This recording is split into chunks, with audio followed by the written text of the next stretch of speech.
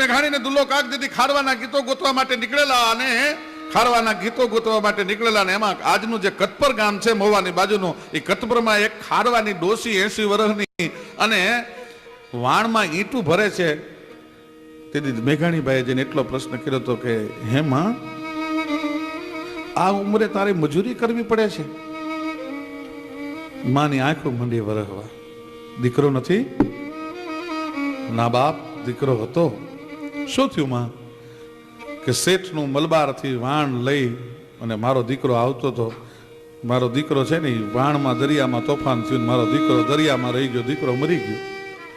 માં પછી શેઠ પાસે તે મજૂરી ન માગી, એનું વળતર ન માગ્યું. અને તેથી ડોસી ખારવાની એટલું બોલી કે મારા દીકરાને હાથે શેઠના લાખ રૂપિયાની સંપત્તિનું વાણ ડૂબી ગયું, કયા મોઢે હું એની પાસેથી વળતર માગું?